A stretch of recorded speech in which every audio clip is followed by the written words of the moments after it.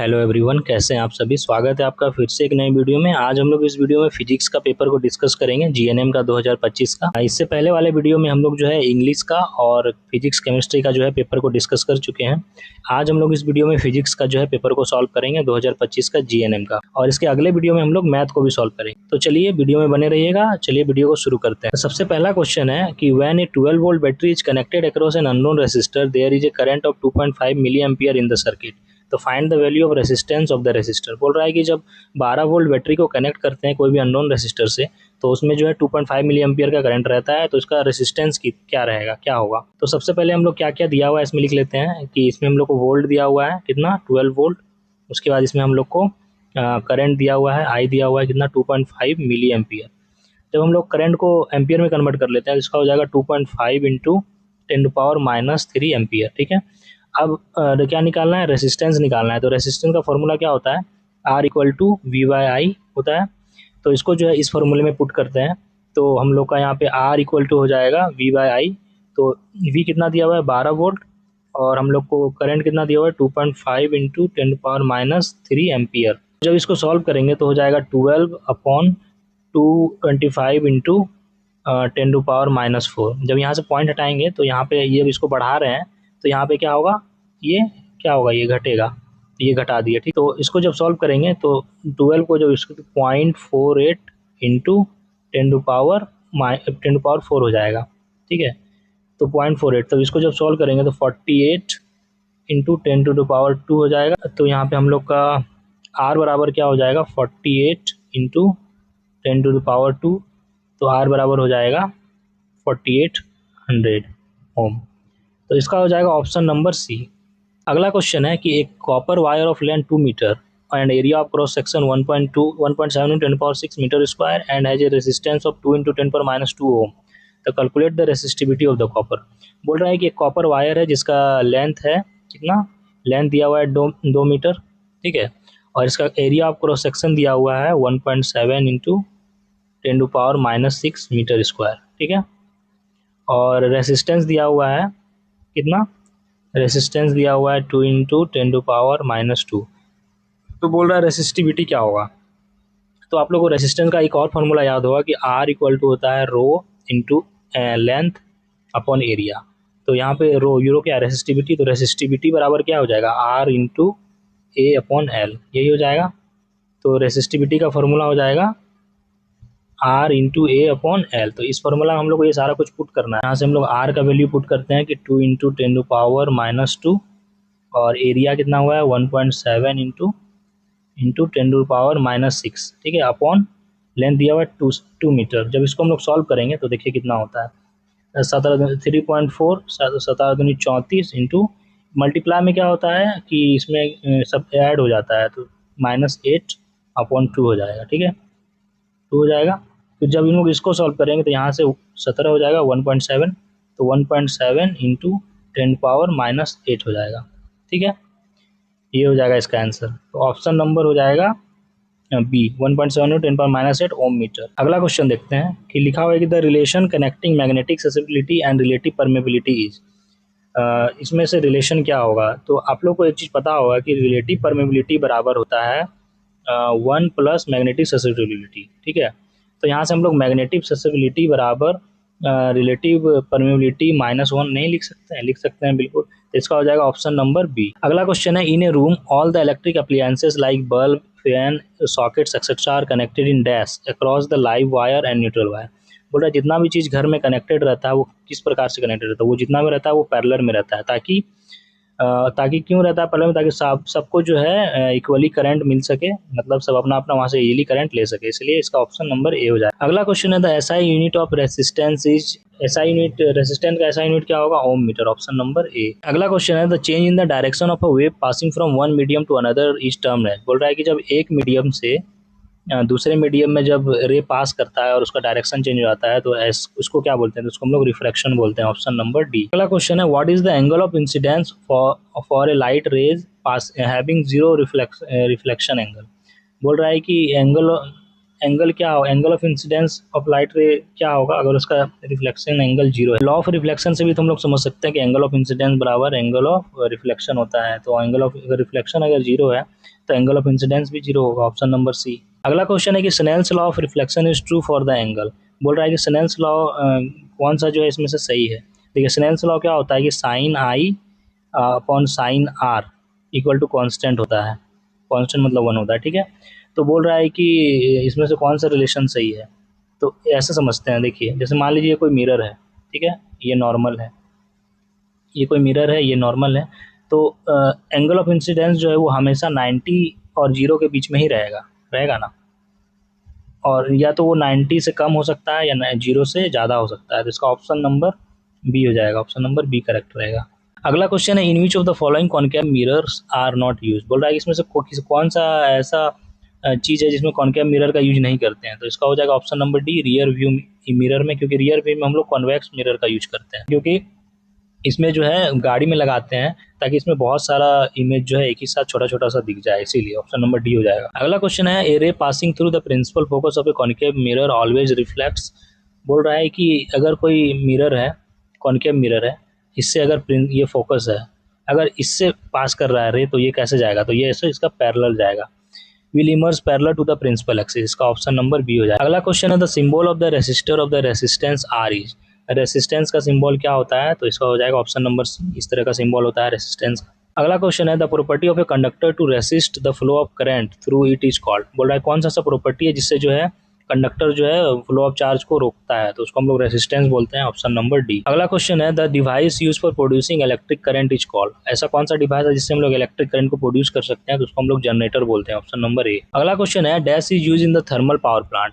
किसका यूज हम लोग थर्मल पावर प्लांट में करते हैं, यूरेनियम, थोरियम, फॉसिल फ्यूल हो जाएगा, क्योंकि हम लोग फॉसिल फ्यूल के रूप में यूरेनियम का भी यूज करते हैं, कोल का भी यूज करते हैं, तो इसका बेस्ट आंसर हो जाएगा ऑप्शन नंबर सी। अगला क्वेश्चन है कि an electric refrigerator rates 400 watt operates 8 hour per day, what is the energy consuming 30। बोल रहा है कि एक दिन में 8 घंटा अगर वो चलाते हैं तो उसमें 400 वाट का जो है ये इलेक्ट्रिसिटी खर्च होता है।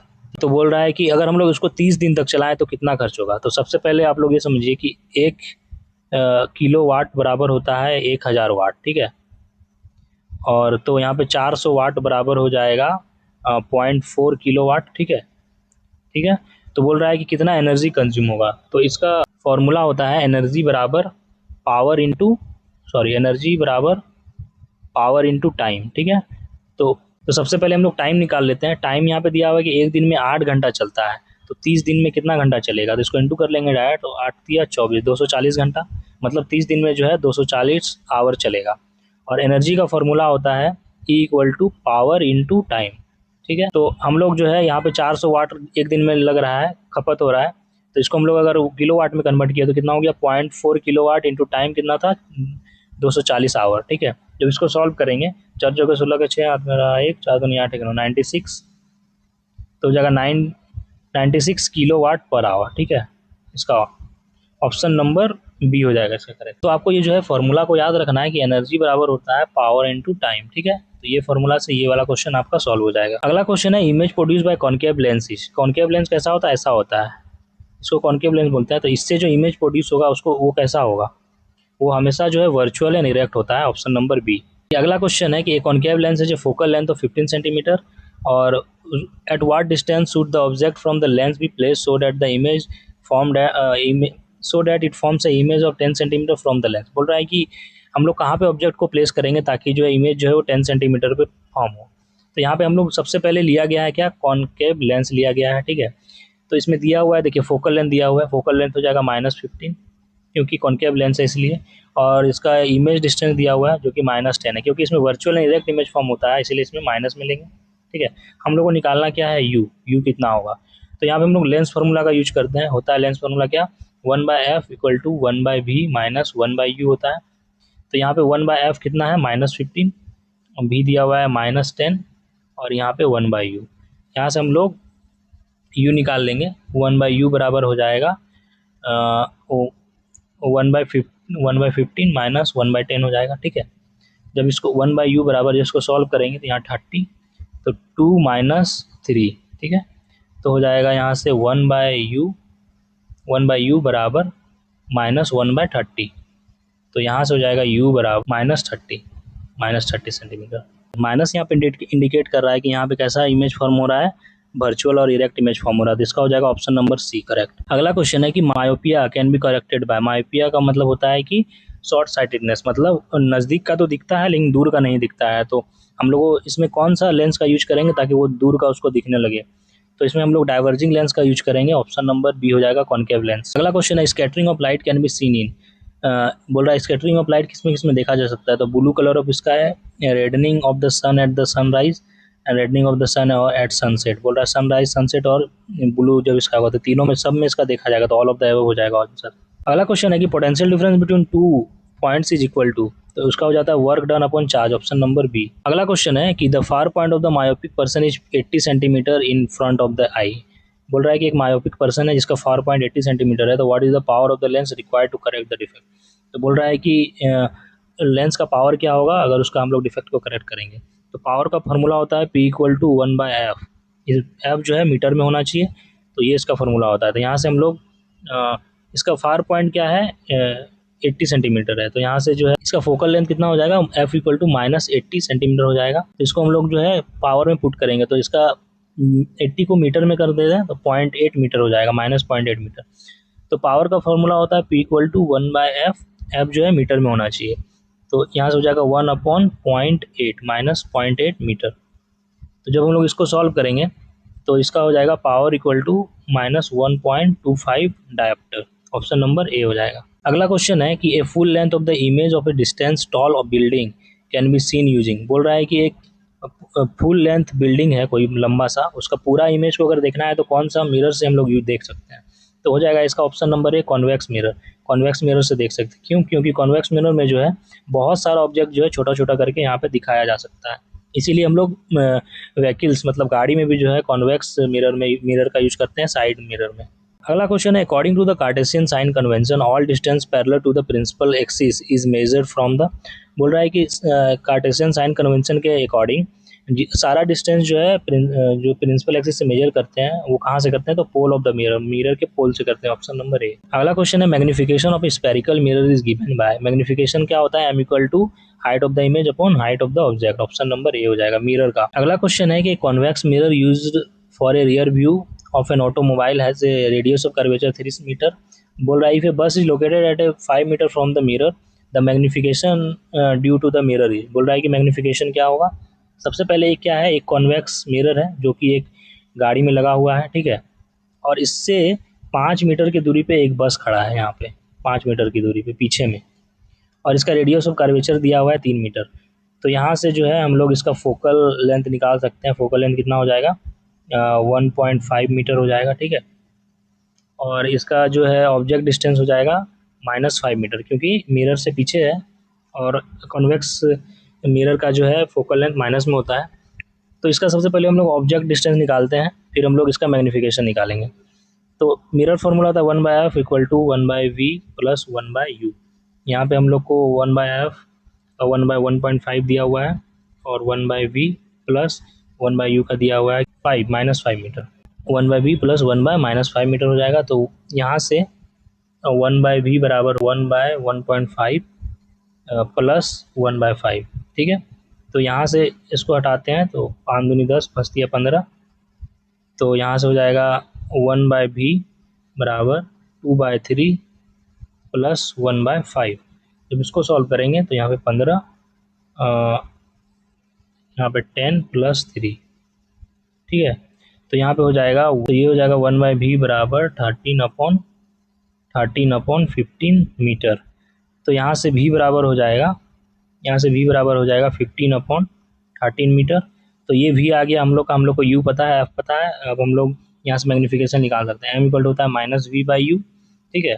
तो m बराबर हो जाएगा -v/u। तो -v कितना है -15/13 हो जाएगा, और u कितना दिया हुआ है हम लोग का 5/1 -5। तो ये माइनस माइनस कट जाएगा। जब ये डिवाइड में है इसको ऊपर ले जाएंगे तो इंटू में हो जाएगा। तो यहाँ से हो जाएगा m = 15/13 × 1/5, ठीक है। तो यहाँ से 5 × 15, यहाँ से हो जाएगा 3/13।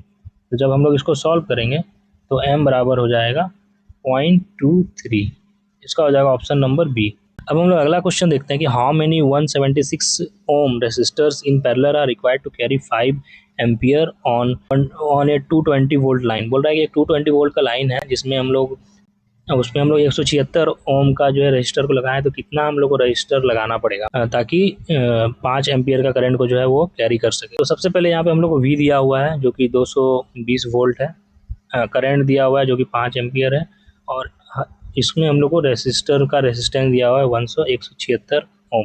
तो हम लोग को क्या करना है कि सबसे पहले हम लोग कितना इक्विवेलेंट रेजिस्टेंस का रिक्वायर्ड होगा वो निकालते हैं। तो आर इक्विवेलेंट बराबर होता है वी बाई आई, ठीक है। वी दिया हुआ है 220, आई दिया हुआ है 5, तो यहाँ से इसको सॉल्व करेंगे तो ये हो जाएगा 44 ओम। तो 44 ओम का जो है हम लोग को इक्विवेलेंट रेजिस्टर को लगाना है। अब कितना लगाना है वो समझते हैं। तो लिखा है फॉर एन आइडेंटिकल रेसिस्टर जो कि पैरेलल में कनेक्टेड है, उसमें हम लोग कैसे करेंगे, तो आर इक्विवेलेंट बराबर हो जाएगा आर अपॉन एन, ठीक है। आर इक्विवेलेंट बराबर हो जाएगा आर अपॉन एन।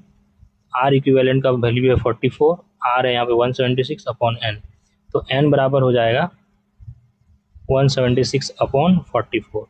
तो जब यहाँ से सॉल्व करेंगे तो एन बराबर हो जाएगा 4, तो इसका हो जाएगा ऑप्शन नंबर डी। अगला क्वेश्चन है according to Ohm's law voltage upon current is the constant call, इसको हम लोग रेजिस्टेंस बोलते हैं, ऑप्शन नंबर ए। अगला क्वेश्चन है बोल रहा है if the radius of curvature of spherical mirror is 20 centimetre तो what is the focal length.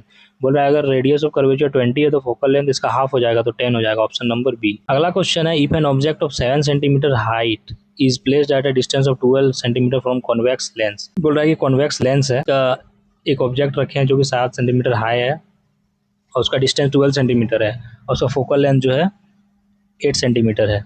तो बोल रहा है कि पोजीशन इमेज क्या हो। तो सबसे पहले हम लोग देखते हैं कि ऑब्जेक्ट डिस्टेंस है 12 सेंटीमीटर, इसका इमेज डिस्टेंस है, फोकल लेंथ दिया हुआ है 8 सेंटीमीटर, ऑब्जेक्ट का हाइट है 7 सेंटीमीटर। बोल रहा है पोजीशन इमेज का पोजीशन क्या हो। तो यहाँ पे हम लोग क्या लगाएंगे, लेंस फॉर्मूला लगाएंगे 1/f = 1/v माइनस 1/u, ठीक है।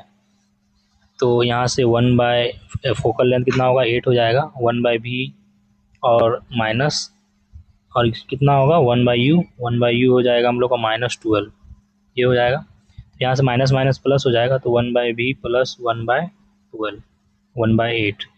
तो यहाँ से 1/v बराबर 1/8 माइनस 1/12 हो जाएगा। जब इसको सॉल्व करेंगे तो यहाँ पे 24 हो जाएगा, 3 माइनस 2 यहाँ से हो जाएगा 1/24, ठीक है, 1/v बराबर।